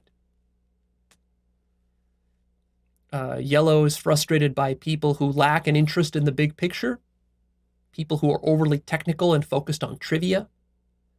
And yellow can be triggered by politics and gamesmanship and manipulation, because yellow wants to rise above all that, and yellow doesn't like being sucked back in to politics. What are some of the limitations of yellow? In prior episodes, I talked about the unhealthy excesses of each color. With yellow, there's not much in yellow that is unhealthy. But there are limitations to yellow which keep it from growing into turquoise. So here's what they are. Yellow is still stuck in duality in most cases. And there's no deep mysticism possible within yellow because yellow is still way too much in the thinking mind. Too much thinking, too much modeling. And as a result, even though yellow could be aware of the problem of confusing the map for the territory, yellow still will probably fall into the trap of confusing the map for the territory. It's just such a tricky trap to avoid. And really, to avoid it, you have to escape the mind. But yellow is probably not ready to do that yet because yellow is still so fascinated by all these concepts, all these models, all these systems that yellow is analyzing and synthesizing. And so to move beyond that, you're going to have to start to let that go. And of course, that's yellow's bread and butter. That's probably how yellow earns a living, so that might be a little tricky for yellow. Yellow could just be unwilling to transcend models and concepts. I know that's something that I've wrestled with over the last couple of years as I've been trying to transition to turquoise. It's tricky. It's tricky because you've amassed all these great models and concepts, including, of course, spiral dynamics. And then what you need to do is you need to let it go. And that's one of those really counterintuitive moves that will probably take you a few years to figure out. Yellow can get bogged down in complex analysis. Yellow can develop an intellectual hubris because yellow does know a lot of stuff. Yellow does understand much more than your average person, but then that can lead to a form of arrogance. Another limitation of yellow is that yellow can invent beautiful futuristic solutions, but that are not pragmatic. They might look great on paper, but then he can't actualize them.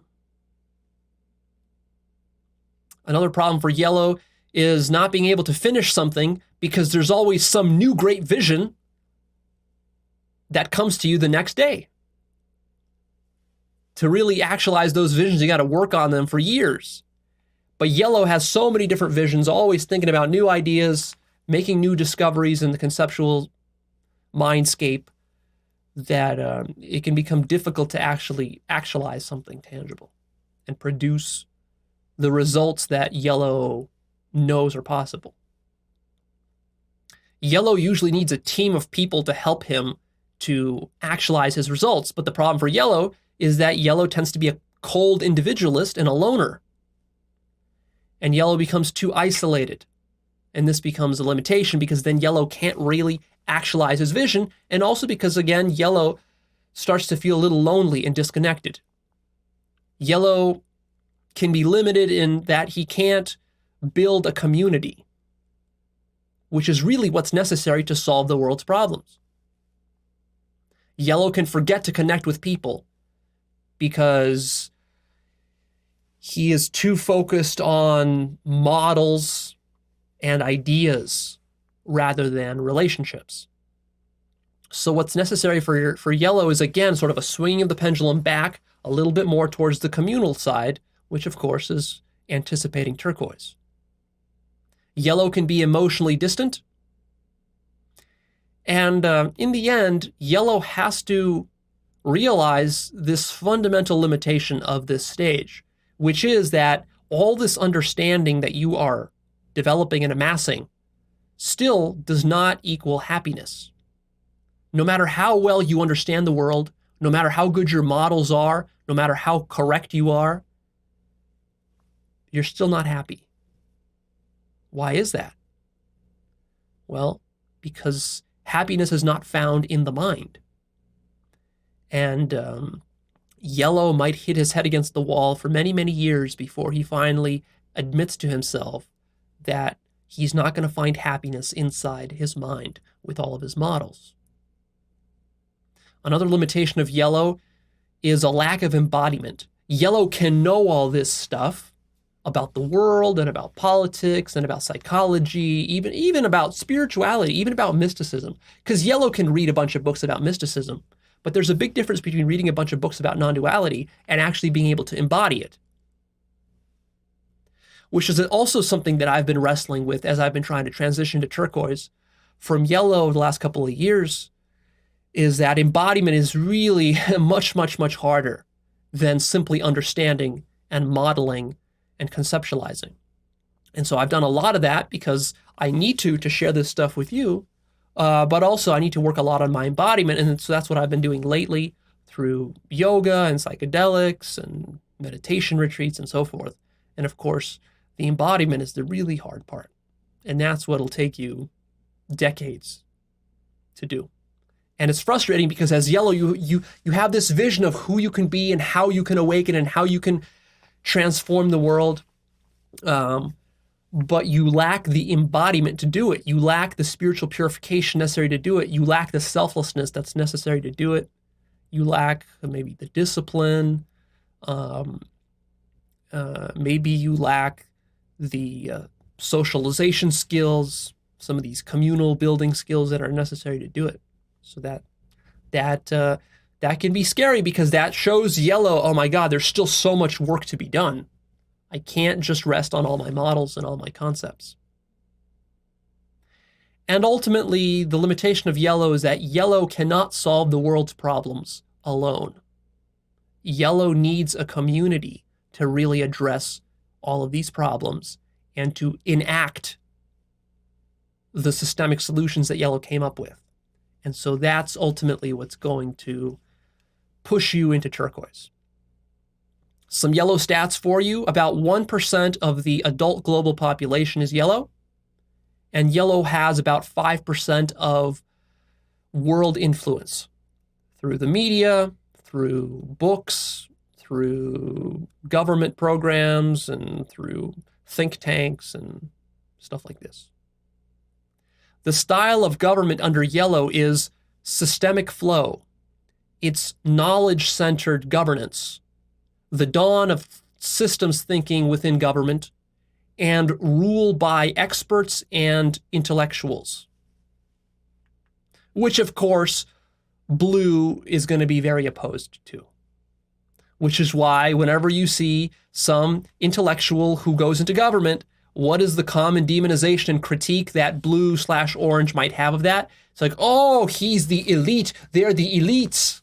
Yes, they are the elites. They are the information elites. That's what yellow is, information elites. This is not a bad thing. This is actually what's necessary. But of course, blue-orange may not realize this, may demonize it.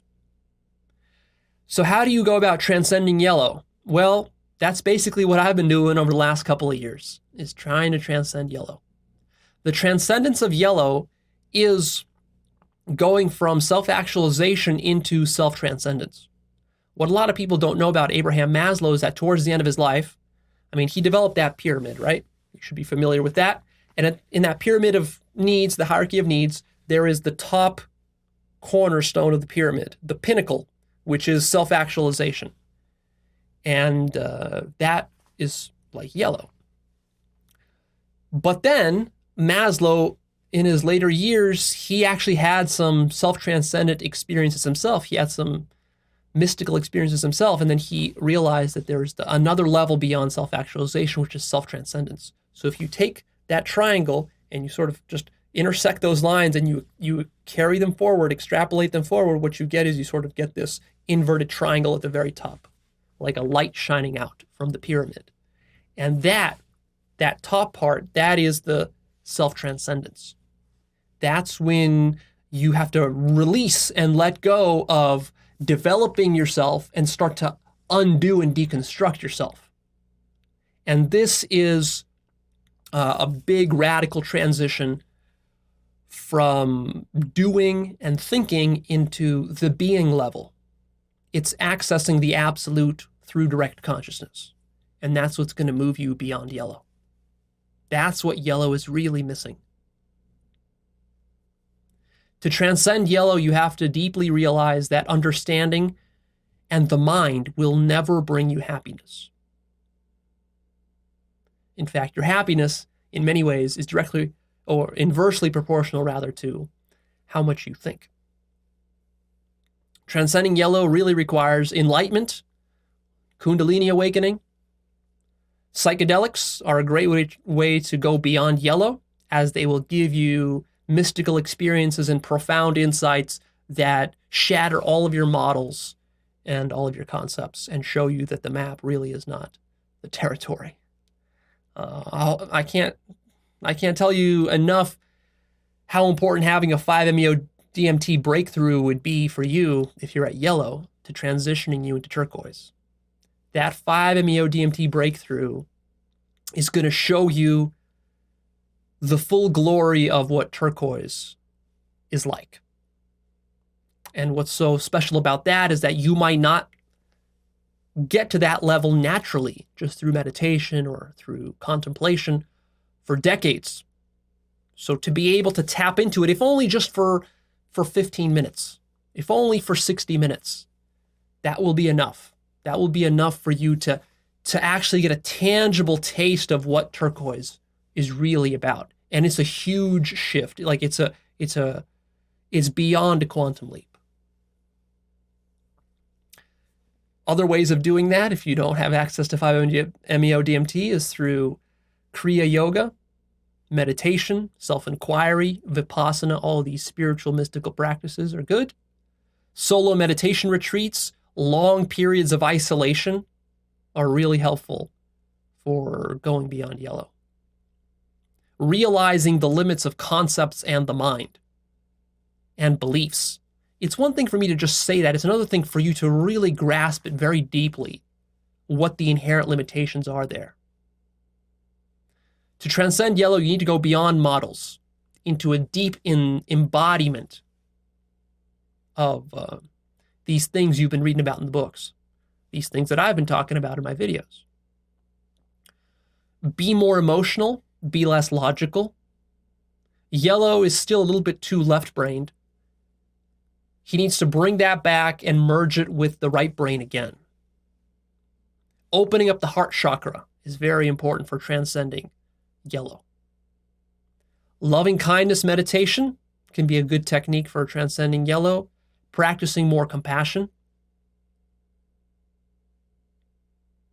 Yellow cares, but yellow still doesn't have that unconditional, deep, mystical love that only comes after ego death. Yellow still doesn't have that. To transcend yellow, be more human. Be even more intuitive than you've already been being. Surrender all control, like a deep surrender of control. Totally deconstruct your ego. Break it down so there's no ego left. Deconstruct your web of beliefs and your emotions. Deconstruct all your models and all your concepts. Deconstruct even further materialism and dualism. You need to get to the point where you have deconstructed reality so much that you actually do not believe in a physical external reality at all anymore.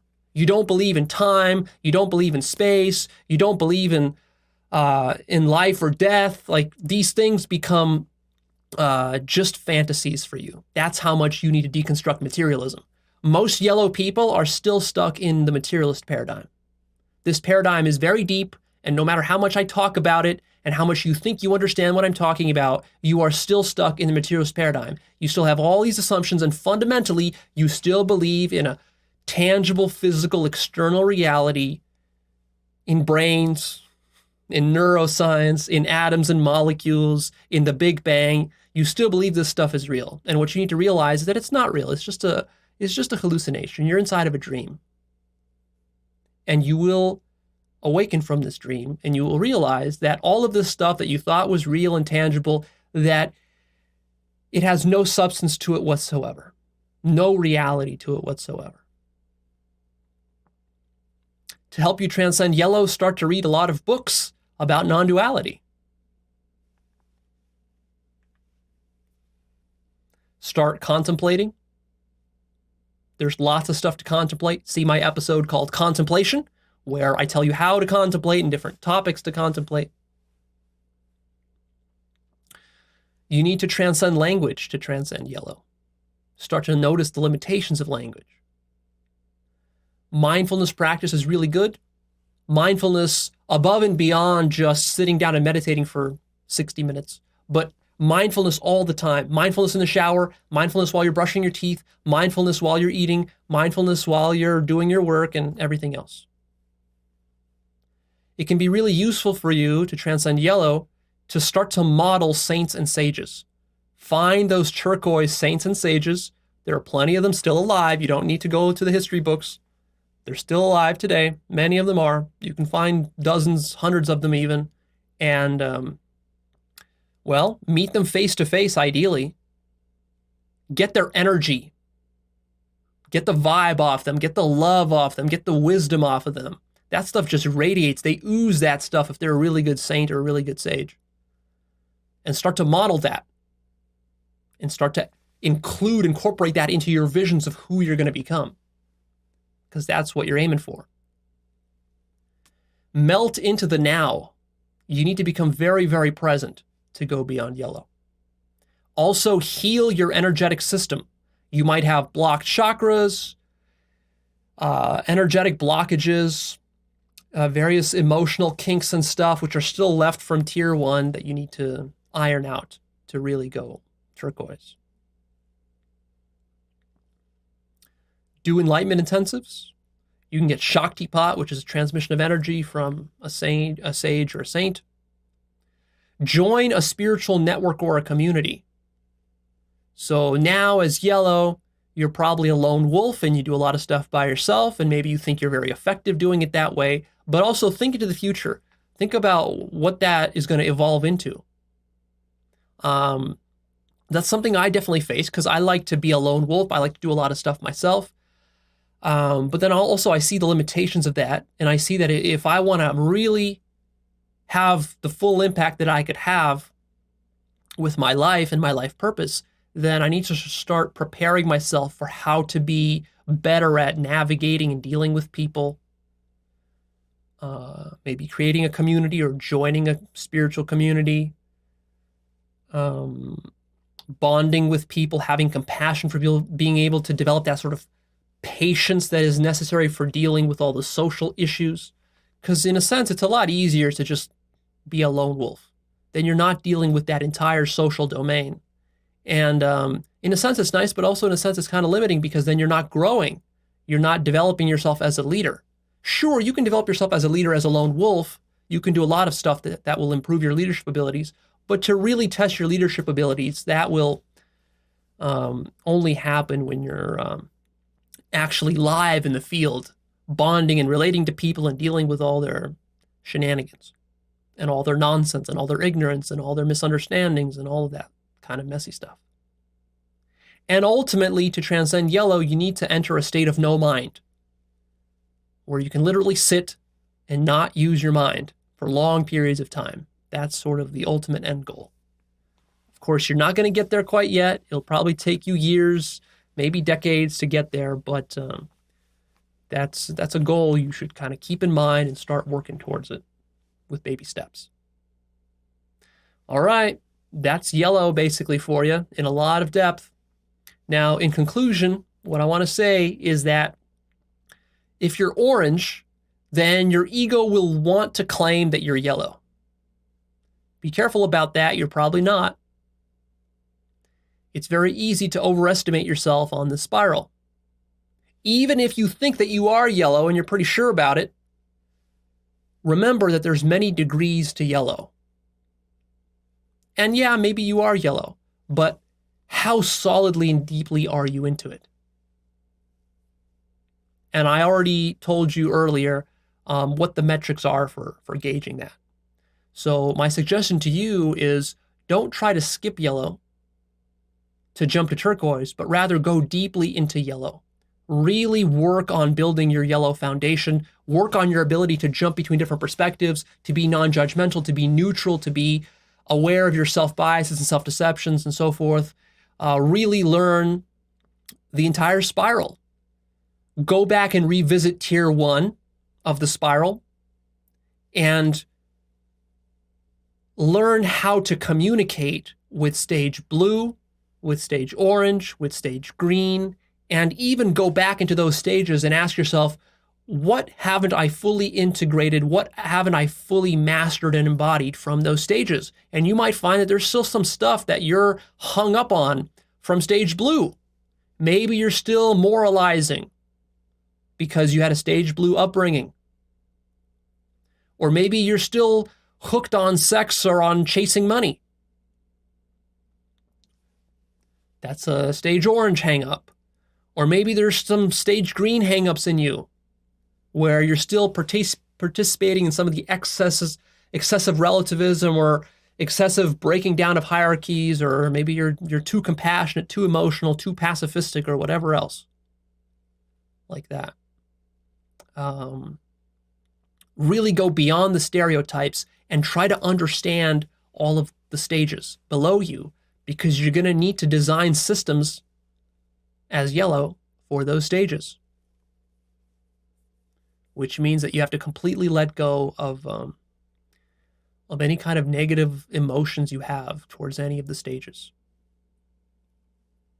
A deep understanding. And the only way to get that is to be able to really step inside the shoes of those people, to see the world from their perspective, to be able to empathize with why that person is stuck in that perspective and is unable to move up to the next level, and to understand that, oh, maybe if I tell him this thing in this way, that will help him to open his mind to the next level, and then the next level, and the next level, and then maybe he can become yellow. Be careful not to just directly try to teach yellow to blue people or to orange people, because oftentimes they won't get it. And I want to give you some warnings in the end here.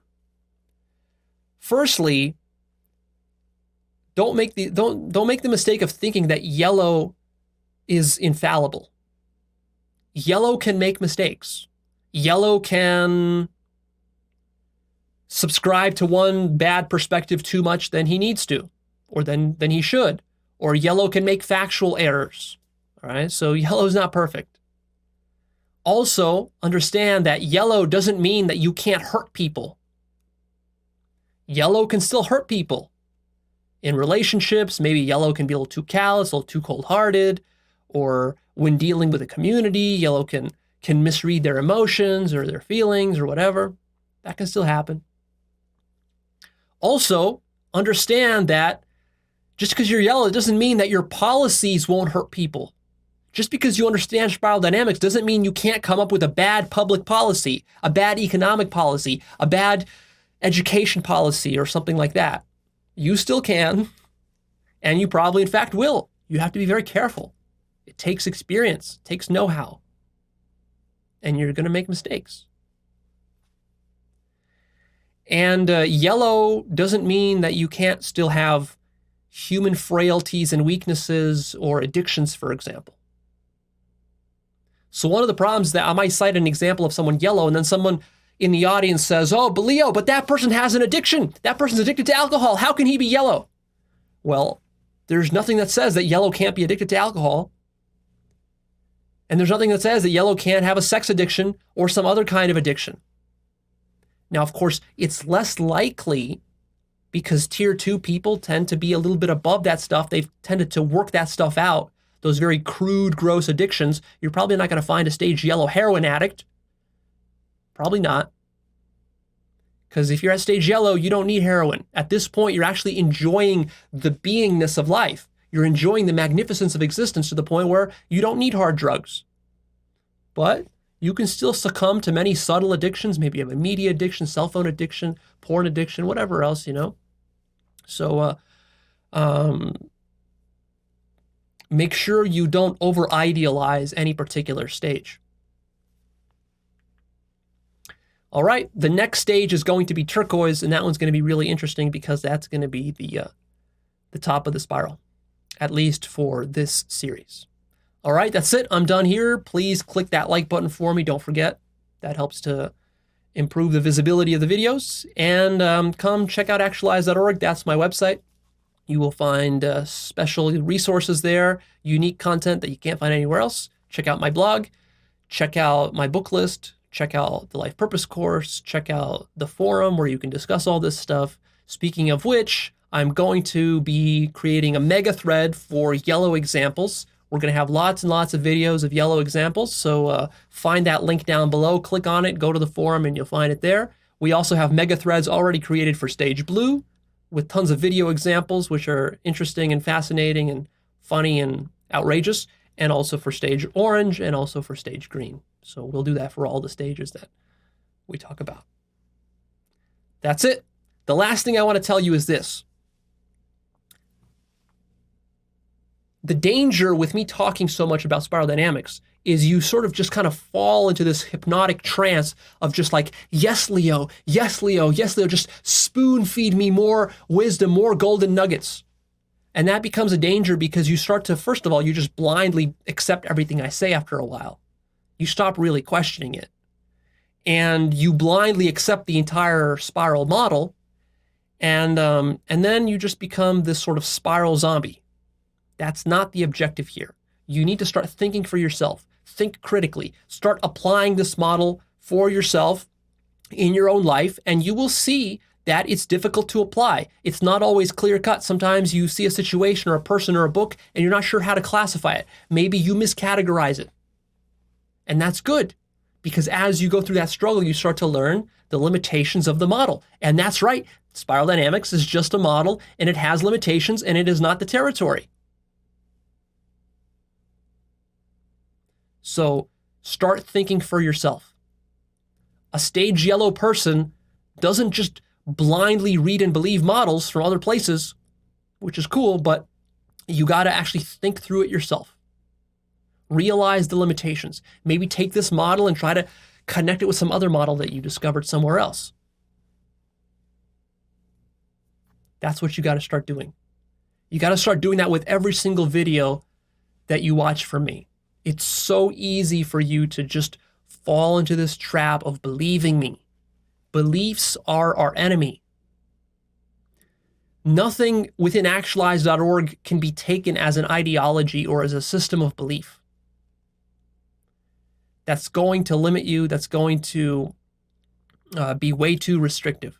You need to be able to be completely fluid with your mind so that you can jump between perspectives, between models. You can throw them out, throw them away, hold contradictory ones, have paradoxes in your mind, and be able to wrestle with all that and not be confused and not be lost.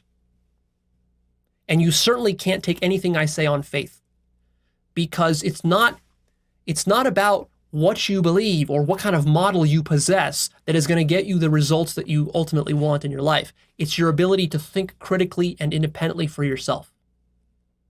That's what it takes. So watch out for that trap, and I'll see you in the next one.